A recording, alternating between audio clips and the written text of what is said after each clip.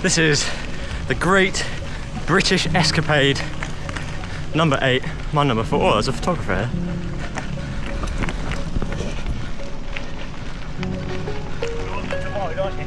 Yes. Paparazzi are out in force. I've tried to make a video on this event 3 times now, and each time something has stopped me from doing so. But this is it. I'm determined both to do a good time and to make a video of it. And Insta360 have very kindly sent me the Ace Pro 2. So every shot you see on this video is from the Ace Pro 2. I'll give a full review at the end, but at the moment I'm very impressed. All right, I'm about half an hour in now, feeling good.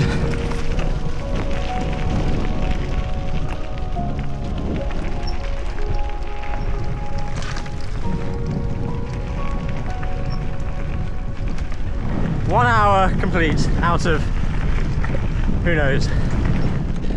Now that I've done the first hour, first 22, 23k, I'll let you know my strategy for today and tomorrow. I've done the route a few times now, 2.5 after a DNF last year, but it's split into 3 sections. You got the first section over the North Downs Way into the evening and overnight, and then up onto the South Downs Way early hours of tomorrow morning, and then quite road heavy section to the finish. So the meat of this ride is the South Downs Way, basically all off-road, loads of climbs. So in my head, this first 200k run to checkpoint 1 is kind of a warm-up. It's not the actual ride. South Downs Way, you push on, try and make good time, fight against the wind, and then roll home with whatever you've got left. Can't really read too much into how I'm feeling right now. You know, 10 hours time, it could be completely different or exactly the same, but I feel okay right now. The dream is 24 hours, the target is 26, and you know, if I do sub 30, I'll be happy. Yeah, so much can happen, it's hard to plan too much. Let's crack on. One of the fun things of this event, as with some other ultras, it starts in the evening, it starts 5 p.m. So heavily encouraged to ride through the first night with no sleep, which is what I'll try to do, and then finish some point tomorrow evening.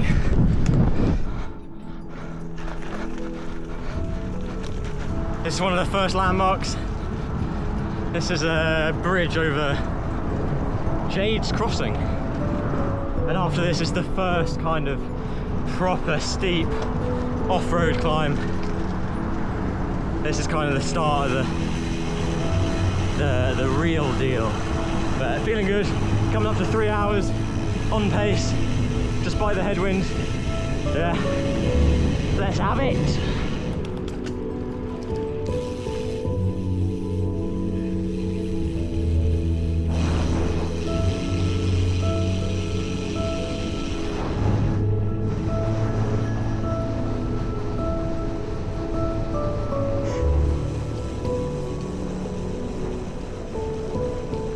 Second point of interest. About to descend down into Rochester. There's a McDonald's there, which lots of people like to stop at, but it's a bit too early in the ride for me.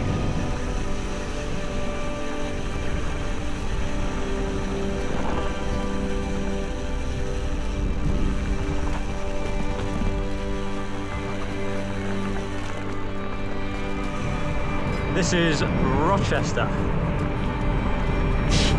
I think probably the only main city that we actually go through in this event. Hazelmere is probably second, it's not really a city. But yeah, the last 2 times I've gone through here, I've done it in exactly 4 hours. And right now I'm 20 minutes ahead of that on what should be the slowest part of the course, because there's been a pretty stinking headwind. So either this is going very well, or I've gone way too hard. And I don't think we're going to find out until tomorrow morning at some point. So, fingers crossed. Well into the night shift now. I think it's like 10:30. I popped the first caffeine gel of the night, and I'm riding that high at the moment. And then as soon as that starts to drop, I'm popping the next one. And I'm getting through this night shift on pure caffeine, straight to the veins. I've got an audiobook going instead of music or podcasts, just because it kind of it's harder to get into, harder to follow, but it takes more brain power and it kind of takes you somewhere else mentally, which is what I need right now. Still feeling good.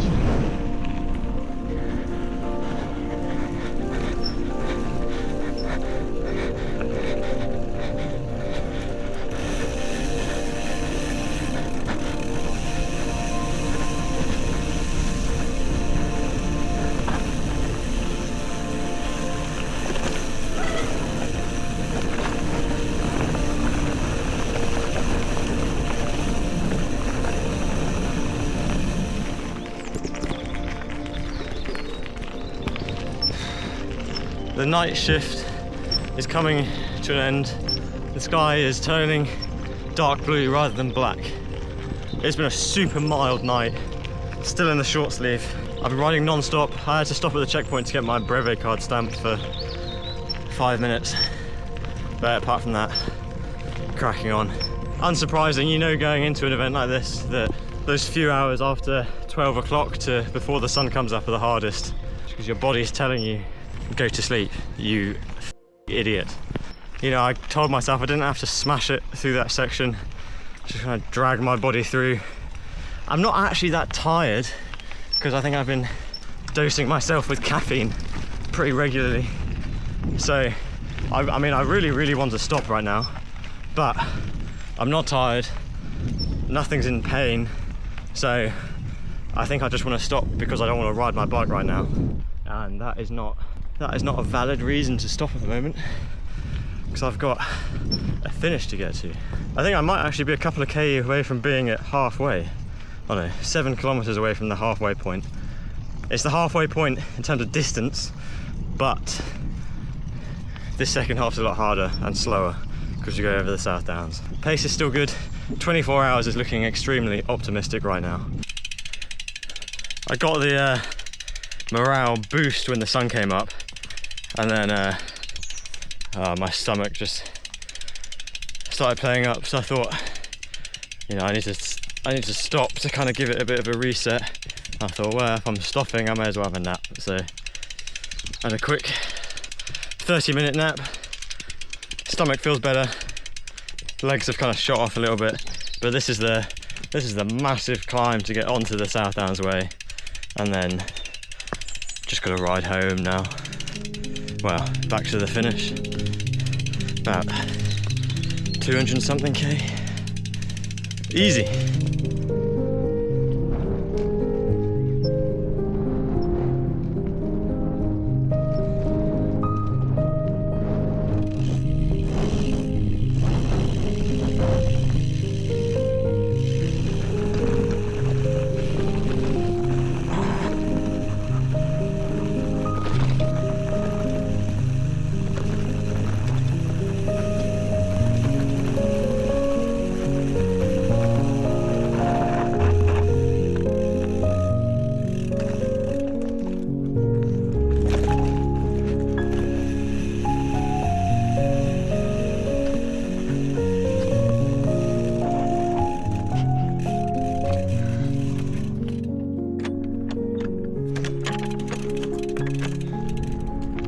Jesus, I I forgot how brutal these descents are.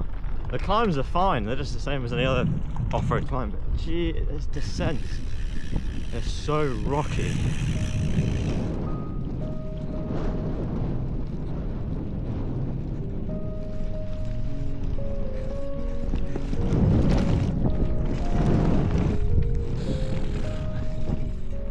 Ticking off the kilometers, not very quickly, but not stopping. The stomach is playing up. I can't really eat at the moment, so no energy to push the pedals, which is not ideal, but keep it going, hoping it comes around at some point.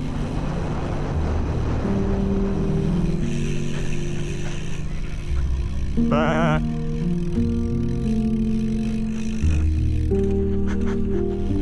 Bah.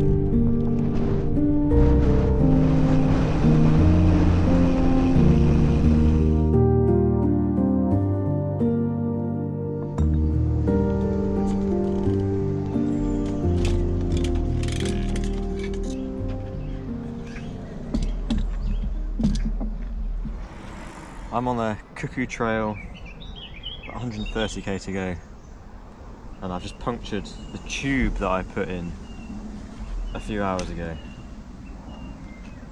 So I'm putting in my last tube.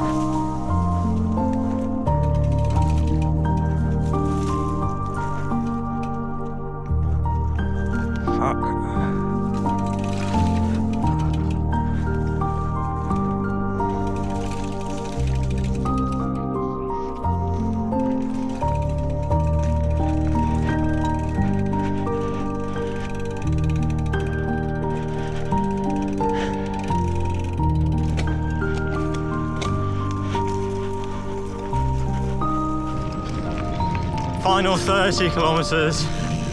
Oh, I just want to be done now. This last 30k is actually pretty slow. There's quite a lot of off-road. The last 50k has been very quick, so it's a bit of a slog to the finish, but yeah, we'll get it done. Rolling back into HQ. Annoyingly, I felt really good right now, and I have done for the last hour or so. So felt really good at the start, really good at the end. Just didn't come together in the middle, but yeah, good event. Not a win technically, but a win against my mind. So I'll take that. Really, yeah, that was a bit of a drag getting to the finish.